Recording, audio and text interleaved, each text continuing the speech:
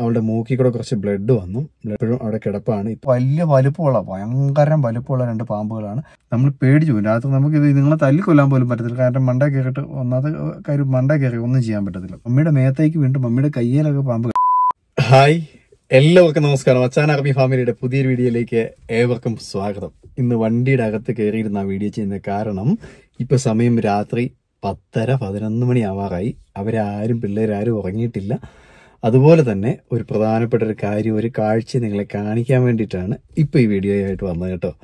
അത് എന്താണെന്നുള്ള ഈ സൈഡിൽ കാണിച്ചു തരാം. അതുപോലെ തന്നെ ഒരു കാര്യം കൂടെ പറഞ്ഞോട്ടെ, വണ്ടിക്കകത്ത് വന്നിരുന്ന് വീഡിയോ എടുക്കാനുള്ള കാരണം അവർ ഉറങ്ങിയിട്ടില്ല, വഴക്കുണ്ടാക്കും, പിന്നെ പറയേണ്ട കാര്യങ്ങളൊന്നും പറയാൻ പറ്റത്തില്ല. പിന്നെ എനിക്ക് കഴിഞ്ഞ ദിവസത്തെ അപേക്ഷിച്ച് ഒരു ഇച്ചിരി കുറവുണ്ട്, ചുമയും ഒക്കെ ഇച്ചിരി കുറവുണ്ട്. എന്നാലും നല്ല മാറ്റമൊന്നും പറയാൻ പറ്റില്ല, ചെറിയൊരു മാറ്റമുണ്ട്. അപ്പം നിങ്ങളുടെ എല്ലാവരുടെയും പ്രാർത്ഥനയ്ക്ക് ആദ്യം തന്നെ നന്ദി പറയുന്നു. പിന്നെ രാത്രിയിലാണ് വീഡിയോ എടുക്കാനായിട്ട് സമയം കിട്ടുന്നത്. ഇപ്പോഴും അവരെ കൂട്ടി വീഡിയോ എടുക്കാൻ പറ്റാത്ത അവസ്ഥയിലാണ്. അന്നക്കുഞ്ഞിന് പനിയാണ്, അതുപോലെ അൽപ്പൂന് നല്ല പനിയാണ്. പനി മാത്രമല്ല, ഇന്ന് അവളുടെ മൂക്കിൽ കൂടെ കുറച്ച് ബ്ലഡ് വന്നിട്ട് ഹോസ്പിറ്റലിൽ പോകാനാകുമെന്ന് പറഞ്ഞാണ് പോയില്ല. ഉച്ചയ്ക്ക് കുറേ പ്രാവശ്യം ഇങ്ങനെ കുറേ പ്രാവശ്യം വന്നു. അപ്പം ജലദോഷം കൊണ്ട് ഇങ്ങനെ തുമ്മലും പനിയും പിടിച്ചിട്ട് ചീറ്റിയും തുമ്മിയും വന്നതാണോ എന്നറിയില്ല. പിന്നെ നല്ല വെയിലും ചൂടും ഉണ്ട്. അപ്പോൾ അതാണെന്ന് അറിയത്തില്ല. എന്തായാലും അങ്ങനൊരു സംഭവം ഉണ്ടായിട്ടുണ്ട്. അപ്പോൾ റെസ്റ്റിലാണ്, ഇപ്പോഴും അവിടെ കിടപ്പാണ്. ഇപ്പോൾ കഞ്ഞി കുടിച്ചിട്ട് ആദ്യക്കുഞ്ഞിന് ഭക്ഷണം കൊടുത്തോണ്ടിരിക്കുക. കാരണം അവൾ കൊടുത്താലേ അവൻ കഴിക്കുകയുള്ളൂ. അതുകൊണ്ട് തന്നെ ഞാൻ അവിടുന്ന് വീഡിയോ ഒന്നും എടുക്കാൻ പോയില്ല. കാരണം അവളുടെ അവസ്ഥയും മൊത്തം ഒരു വകയായിട്ടാണ് ഇരിക്കുന്നത്. അപ്പോൾ അതുകൊണ്ടാണ് വീഡിയോയിൽ കാണിക്കാത്തത്. പിന്നെ ഇപ്പം ഞാൻ വന്നത് വേറൊരു കാഴ്ചയോടെ കാണിക്കാൻ വേണ്ടിയിട്ടാണ് കേട്ടോ. ഇങ്ങനെയുള്ള കാഴ്ചകളൊക്കെ ആരെങ്കിലുമൊക്കെ കണ്ടിട്ടുണ്ടെങ്കിൽ ഉറപ്പായിട്ടും കമൻറ്റ് ചെയ്യണം. പിന്നെ നിങ്ങളുടെ അഭിപ്രായത്തിൽ ഞാൻ ഈ കാണിക്കുന്ന സംഭവത്തിൽ ഞാനൊരു പാമ്പുകളെയാണ് കാണിക്കുന്നത്. 2 പാമ്പുകൾ നമ്മുടെ വീടിൻ്റെ തൊട്ടടുത്ത് മുറ്റത്ത് അവളെയും കൂടെ കൂട്ടി നിർത്തി ഞാൻ വീഡിയോ എടുത്തത്. ഞാൻ തന്നെ വീഡിയോ എടുത്തത്. അപ്പോൾ 2 അതിഥികളെ കണ്ടു വൈകുന്നേരം. അപ്പോൾ ആ സംഭവം കണ്ടു കഴിഞ്ഞപ്പോൾ വീഡിയോ എടുത്ത് ഞാൻ ജസ്റ്റ് ഒന്ന് നിങ്ങളെ കൂടെ കാണിക്കാൻ വേണ്ടിയിട്ട് വീഡിയോ എടുത്തതാണ്. അപ്പോൾ ഇത് ഏത് ഇനത്തിൽപ്പെട്ട പാമ്പുകളാണെന്ന് കാണുന്നവർ ഒന്ന് പറയണം കേട്ടോ. നിങ്ങൾക്ക് അറിയാമെങ്കിൽ പറയണം, അറിയാവുന്നവർ പറയണം. എല്ലാ ആൾക്കാർക്കൊന്നും അറിയാൻ പറ്റുമോയെന്ന് അറിയത്തില്ല. അപ്പോൾ എന്തായാലും അറിയാവുന്ന ആൾക്കാർ ഇത് ഏത് പാമ്പുകളാണ് ഈ ഇണ ചേരുന്നതെന്നുള്ളതെന്ന് പറയണം കേട്ടോ. ഈ സൈഡിൽ ഞാൻ ആ ഒരു വീഡിയോ ദൃശ്യം കാണിക്കാം.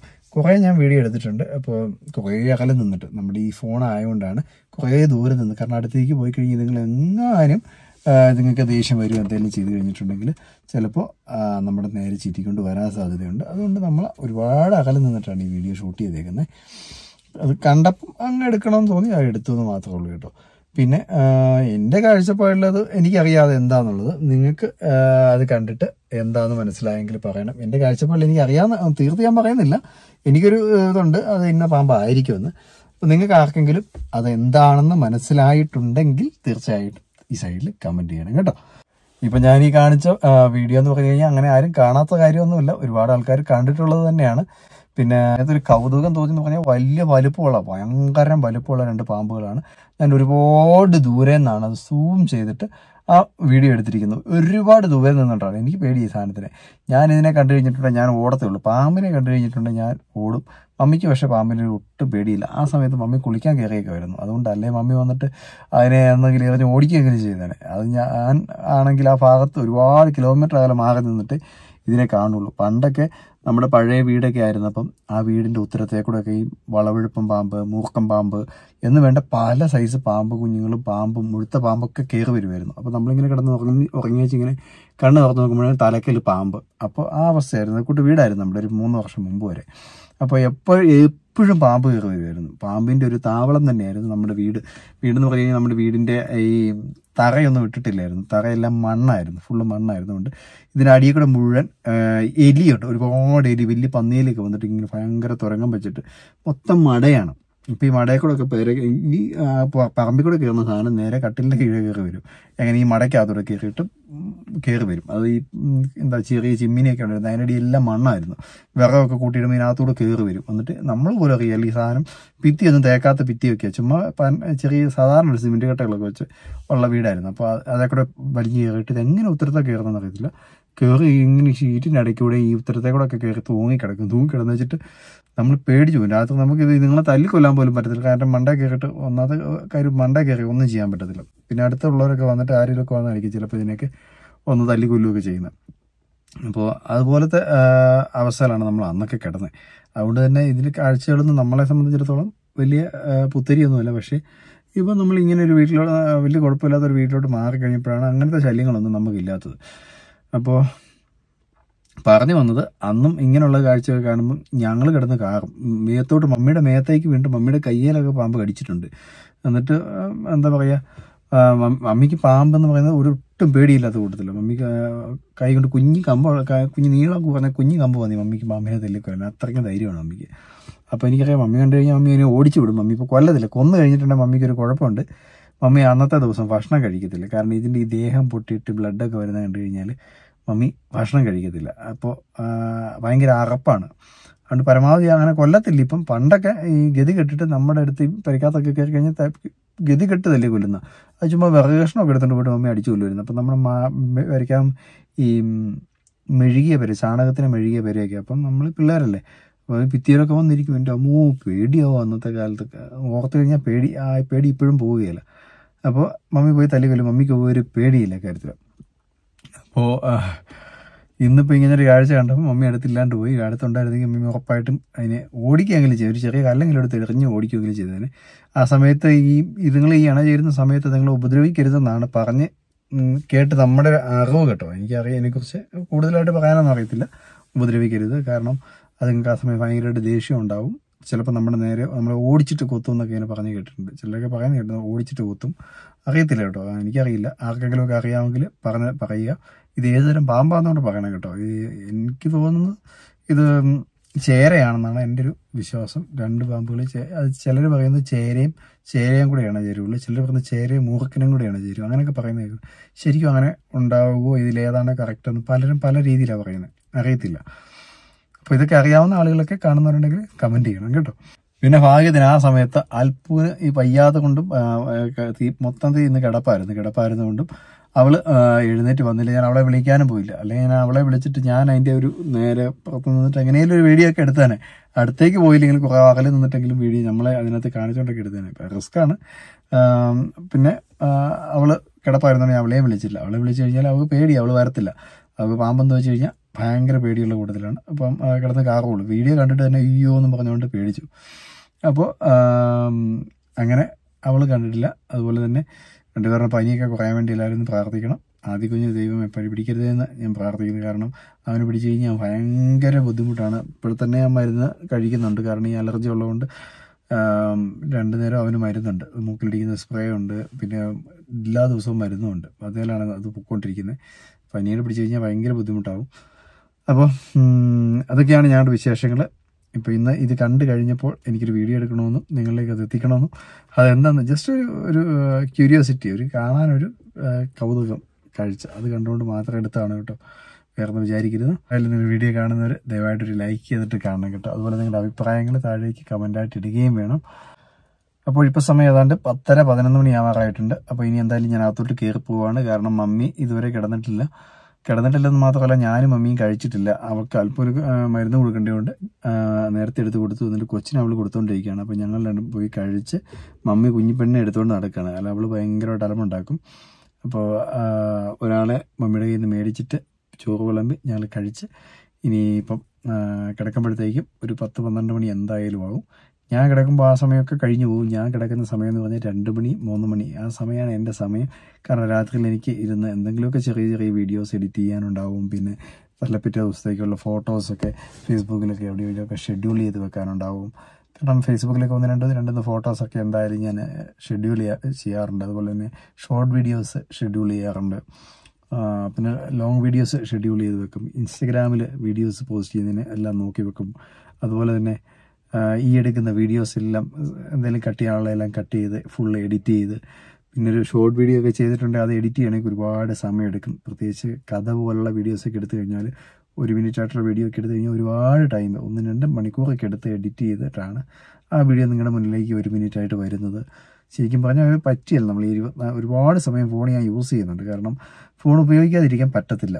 എപ്പോഴും നമ്മുടെ സോഷ്യൽ മീഡിയ അക്കൗണ്ടുകൾ എപ്പോഴും ചെക്ക് ചെയ്തുകൊണ്ടിരിക്കും. ഓരോ മണിക്കൂറെങ്കിലും ഇടവിട്ട് എപ്പോഴും ചെക്ക് ചെയ്തുകൊണ്ടിരിക്കും. കാരണം അതിനകത്തൊക്കെ എന്തെങ്കിലുമൊക്കെ ചെറിയ മൈനോട്ടായിട്ടുള്ള എന്തെങ്കിലുമൊക്കെ പ്രശ്നങ്ങൾ വന്നു കഴിഞ്ഞാൽ നമ്മുടെ ചാനലിനെ ബാധിക്കുന്നത് കൊണ്ട് എപ്പോഴും നമ്മൾ ചെക്ക് ചെയ്ത് നോക്കിക്കൊണ്ടിരിക്കുക. എന്നിട്ട് പോലും നമുക്ക്, ഞാൻ പറഞ്ഞില്ല കഴിഞ്ഞ ദിവസം മോണിറ്റൈസേഷൻ്റെ പ്രശ്നം വന്നെന്ന് ഫേസ്ബുക്കിൽ. അപ്പോൾ അത് നമ്മൾ ചെറിയ സമയത്തൊന്ന് ശ്രദ്ധ തെറ്റിക്കഴിഞ്ഞാൽ സംഭവിക്കുന്ന കാര്യങ്ങളാണ്. അപ്പോൾ അതുകൊണ്ടാണ് ഈ ഉറക്കം താമസിക്കുന്നത്. ഉറക്കം താമസിക്കുക എന്ന് പറഞ്ഞാൽ ഞാനിപ്പോൾ അത് ശീലമായി. എനിക്കിപ്പോൾ ഒരു മണി വരെ 1:30 വരെയൊക്കെ ഞാൻ എന്തായാലും 1:30-2 മണിയാണ് എൻ്റെ കണക്ക്. അതുവരെ ഇരുന്ന് ഞാൻ എന്തെങ്കിലുമൊക്കെ കുറിച്ച് നോക്കി പിന്നെ ഇങ്ങനെ തോണ്ടി പോകുന്നതിനിടയ്ക്ക് അബദ്ധത്തിൽ യൂട്യൂബിൽ കാര്യം കയറി ഓപ്പൺ ചെയ്ത് എന്തെങ്കിലുമൊക്കെ വീഡിയോ കണ്ട് പിന്നെ അങ്ങനെ സമയം പോകും, വാർത്തകൾ നോക്കും. അങ്ങനെയൊക്കെയാണ് സമയം പോകുന്നത് കേട്ടോ. ഒരുപാട് സമയം എനിക്ക് സമയം തികയാറില്ല ഈ ഫോൺ യൂസ് ചെയ്ത് പറഞ്ഞാൽ നമ്മുടെ പരിപാടികൾ ചെയ്ത് തീർത്ത് സമയം തികയാറില്ല. പിന്നെ ഇതുങ്ങളൊക്കെ എല്ലാവരും ഒന്ന് കിടന്നുറങ്ങിക്കഴിഞ്ഞാൽ മാത്രമേ ഈ ഫോൺ എടുത്ത് കൈ പിടിച്ച് ഒരുപാട് നേരം കുത്താൻ പറ്റും. ഇവരുടെ മുന്നേ വെച്ച് ഇത് കുത്തിക്കൊണ്ടിരുന്ന ആദ്യക്ക് ഫോൺ വേണം. നമ്മളിത് കാണിച്ചു കൊടുത്തിട്ട് ഉപയോഗിക്കില്ല എന്ന് പറഞ്ഞിട്ട് യാതൊരു കാര്യമില്ല. എന്നാലും ഞാനിത് ഉപയോഗിക്കുന്നവൻ ഒരുപാട് കാണുന്നുണ്ട്. പക്ഷെ വൈകുന്നേരം കിടക്കാൻ ചെന്ന് കഴിഞ്ഞാൽ ഞാൻ അവന് ഉറങ്ങുന്നവരെ പരമാവധി ഫോൺ കയ്യിലെടുക്കാറില്ല. ഇല്ലെങ്കിൽ ഞാൻ എവിടെയെങ്കിലും റൂമിൽ കയറി അടച്ചിരുന്നുകൊണ്ടാണ് ചെയ്യുന്നത്. അപ്പം ഇന്നിപ്പം പ്രത്യേകിച്ച് അവൾക്ക് വയ്യാത്തതുകൊണ്ട് ഒരാളെ എന്തായാലും ഹാൻഡിൽ ചെയ്ത് പറ്റത്തുള്ളൂ. അല്ലെങ്കിലും മിക്ക ദിവസവും ഞാനും കൂടെ കൂടും. കാരണം അല്ലെങ്കിൽ അവളുടെ തല പറിക്കും. രണ്ടും കൂടെ കരച്ചിൽ തുടങ്ങിക്കഴിഞ്ഞാൽ ഒരാൾ പോലും ഉറങ്ങിയില്ല. അപ്പോൾ 2 പേരെ ഒരാളെ എടുത്തുകൊണ്ട് നടക്കുകയും ഒരാളെ അവൾ ഉറക്കമൊക്കെ ചെയ്ത് കഴിയുമ്പോഴാണ് ഒന്ന് ഉറങ്ങുന്നത്. അപ്പോൾ അതെല്ലാം കഴിഞ്ഞ് വീഡിയോ ഒക്കെ എഡിറ്റ് ചെയ്ത് കിടക്കുമ്പോഴത്തേക്ക് എത്ര സമയം ഞാൻ കാര്യം ഒരു എന്താ പറയുക കഷ്ടപ്പാടിൻ്റെ പറഞ്ഞു കേട്ടോ. ചിലരൊക്കെ പറയും വീഡിയോ ഇട്ട് കിട്ടുന്ന കാശല്ലേ, കുറേയൊക്കെ പോട്ടെ, വയ്യാതെ കിടക്കുന്ന അവസ്ഥയൊക്കെ പറയുമ്പോൾ അങ്ങനെയൊക്കെ കമൻ്റ് ഇടുന്ന ആൾക്കാരുണ്ട്. അപ്പോൾ ഇത് വീഡിയോ ഇട്ട് കിട്ടുന്ന അത് കഷ്ടപ്പാടെന്ന് പറഞ്ഞ് ചില്ലറ കഷ്ടപ്പാടല്ല. ശരിക്കും രാവിലെ ഒരാൾക്ക് പണിയാൻ പോയി കഴിഞ്ഞാൽ രാവിലെ പോയി 5 മണിയാകുമ്പോൾ ജോലിക്ക് പോയി കഴിഞ്ഞാൽ 5 മണിയാകുമ്പോൾ പരിപാടി കഴിഞ്ഞു. പക്ഷേ ഇത് നമുക്ക് അങ്ങനെയല്ല. ഇന്നത്തെ വീഡിയോ ഇട്ടത് ഓടിയില്ലെങ്കിൽ നമുക്ക് ടെൻഷനാണ്. ആ വീഡിയോ ഓടിയില്ല, ഇത്ര ആൾക്കാർ കണ്ടാലല്ലേ നമുക്കതനുസരിച്ചുള്ള ഏണിങ്സ് അതിൽ നിന്ന് കിട്ടുള്ളൂ. അതിൽ നിന്നല്ലേ നമുക്ക് ഏണിങ്സ് ഉണ്ടാക്കുന്നത്. അപ്പോൾ ഓരോ ദിവസവും നമുക്ക് ടെൻഷൻ നിറഞ്ഞൊരു ലൈഫാണ് ഈ ഒരു സോഷ്യൽ മീഡിയ എന്ന് പറയുന്നത്. കാരണം എപ്പോഴും നമ്മളത് ചെക്ക് ചെയ്തുകൊണ്ടിരിക്കണം. അനുനിമിഷം എന്തെങ്കിലും ഒരു ചെറിയ പാകപ്പിഴ ഉണ്ടായിക്കഴിഞ്ഞാൽ ആ അക്കൗണ്ട് തന്നെ നമുക്ക് അഴിച്ചു പോകുന്ന അവസ്ഥയുണ്ടാവും. എപ്പോൾ വേണേലും നഷ്ടപ്പെടാനുള്ള സാഹചര്യമുണ്ട്. അപ്പോൾ ഞാൻ പറയില്ല, 1 മാസത്തോളമായിട്ട് ഫേസ്ബുക്കിൻ്റെ മോണിറ്റൈസേഷൻ കട്ടായി കിടക്കുന്നു. അത് നമുക്ക് ഒരുപാട് ബുദ്ധിമുട്ടുണ്ടാക്കുന്ന കാര്യമാണ്. 3 മാസം കൂടിയാണ് കഴിഞ്ഞിടയ്ക്ക് എനിക്ക് കഴിഞ്ഞ ദിവസം ഇൻസ്റ്റഗ്രാമിൻ്റെ മോണിറ്റൈസേഷനല്ല, ഇൻസ്റ്റഗ്രാമിൻ്റെ ഒരു സ്ട്രൈക്ക് വന്നിട്ട് അത് മാറിയിട്ട് അത് ഓക്കെ ആയി വന്നത്. കാരണം അങ്ങനെയുള്ളതൊക്കെ വന്ന് സ്ട്രൈക്ക് എന്ന് പറഞ്ഞാൽ നമ്മളിടുന്ന എന്തെങ്കിലും കണ്ടൻറ്റിൽ എന്തെങ്കിലും അവരുടെ പോളിസിക്ക് വിപരീതമായിട്ട് എന്തെങ്കിലും നമ്മൾ ചെയ്തിട്ടുണ്ടെങ്കിൽ ഉറപ്പായിട്ടും അത് മോണിറ്റൈസേഷൻ്റെ ഒരു പ്രശ്നം ഉണ്ടാവും. അപ്പോൾ അതുപോലെ തന്നെ യൂട്യൂബിനും പ്രശ്നം അതുപോലെ ഉണ്ട്. അപ്പം ഇങ്ങനെയുള്ള എപ്പോഴും ടെൻഷൻ ഉണ്ടാവും. നമുക്ക് എന്തെങ്കിലും ചെറിയ പാഴ്ച വന്നാൽ നമുക്ക് കിട്ടിക്കൊണ്ടിരിക്കുന്ന ചെറിയൊരു വരുമാനമാണെങ്കിൽ അത് പെട്ടെന്ന് ഇല്ലാതായി പോകാനായിട്ട് ടെൻഷൻ ഒരുപാട് ഈ കാര്യത്തിലുണ്ട്.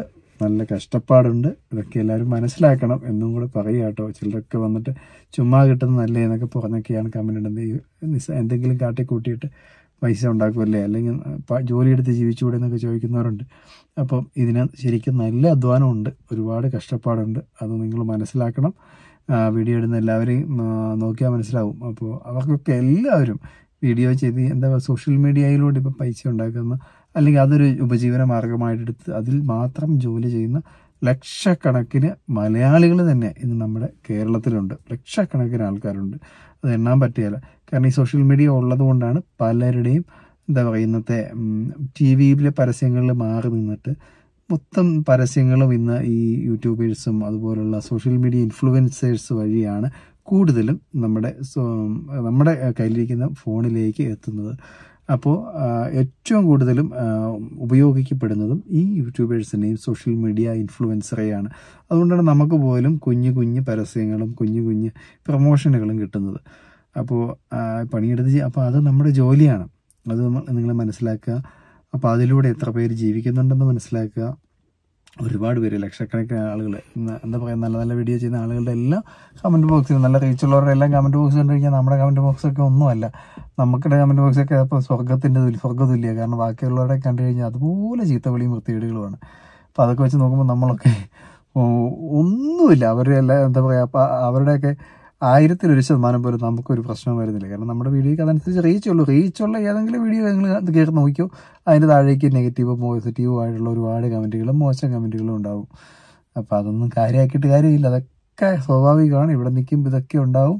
അതൊക്കെ ഏറ്റുവാക്കാൻ തയ്യാറുണ്ടായാലും ഇവിടെ നിന്നിട്ടും കാര്യമുള്ളൂ. അല്ല നിങ്ങൾ ഈ ചില ആൾക്കാർ വന്നിട്ട് ഒരു പണി എടുക്കാതെ പൈസ കിട്ടുന്നില്ല, അത് കുറെ പോട്ടെ ആശുപത്രി കൊടുക്കുന്നൊക്കെ പറയുന്നത് കേൾക്കുമ്പോൾ ഒരു വിഷമം തോന്നും.